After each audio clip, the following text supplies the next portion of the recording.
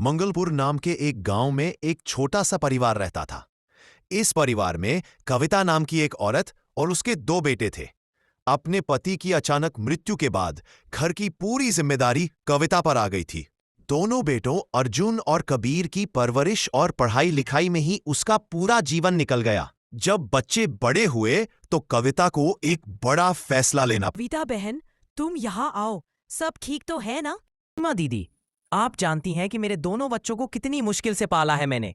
अब कॉलेज का समय आ गया है, लेकिन मेरे पास इतने पैसे नहीं है कि दोनों को शहर भेज। सीमा दीदी, तो ये बताओ कि दोनों में से ज्यादा होशियार कौन है? कविता, अर्जुन पढ़ने में ज्यादा अच्छा है। यो तो कबीर भी मेहनती है, पर अर्जुन के नंबर ज्यादा आते हैं। सीमा दीदी, तो अर्जुन को पढ़ने भेजो और कबीर को यही किसी काम पर लगा दो। मुझे पता है पास से हलवाई की दुकान में काम खाली है। कविता को यह सुझाव तसल्ली देता है।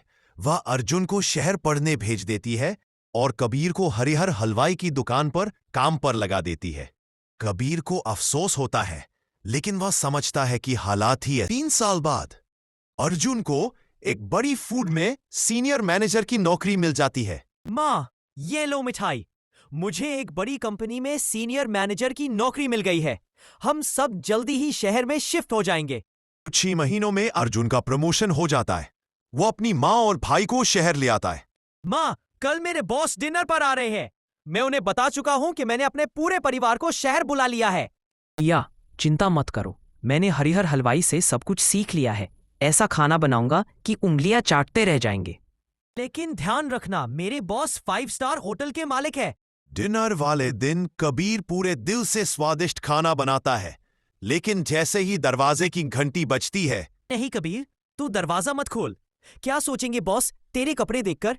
तू अंदर ही रह, बाहर मत निकलना। कबीर उदास हो जाता है, लेकिन बिना कुछ कहे वो टेबल सजाने और खाना परोसने में लग जाता है। बॉस आते हैं, खाना खाते हैं और पूछते हैं, वाह, ये खाना किसने बनाया? मेरे छोटे बेटे कबीर ने तो अभी मिलवाया ही नहीं हमें। कबीर हिचकिचाता हुआ बाहर आता है। अर्जुन, सर, ये बस गांव के हलवाई की दुकान पर काम करता था, थोड़ा बहुत बनाना सीख गया है। यह सुनकर कबीर का दिल टूट जाता है, लेकिन बॉस कहते हैं, अगर आप बुरा ना माने तो मैं कबीर को हमारे नए रेस्तरां में शेफ की नौकरी देना चाहता हूँ। अर्जुन हिचकते हुए, लेकिन सर, इसके पास कोई डिग्री नहीं है। बॉस, डिग्री से ज्यादा हुनर मायने रखता है।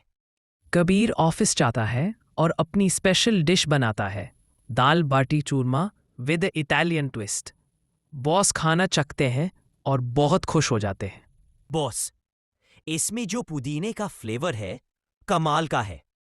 लेकिन अर्जुन, तुम्हारे शक को सही मानकर मैंने एक टेस्ट करवाया था। सोमेश को कहा था कि वो कबीर की डिश में नमक मिर्च बिगाड़ दे, लेकिन कविता फोन पर सुन चुकी थी। मैंने सब सुन लिया था। और अर्जुन, तू इतना गिर जाएगा मैंने सोचा नहीं था। अर्जुन शर्मिंदा हो जाता है। सर, प्लीज कबीर को नौकरी से मत निकालिए, मुझसे गलती हुई है।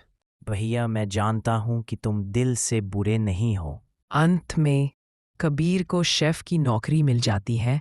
अर्जुन अपनी गलती सुधारता है और दोनों भाई मिलकर अपनी माँ को गर्व का एहसास कराते हैं।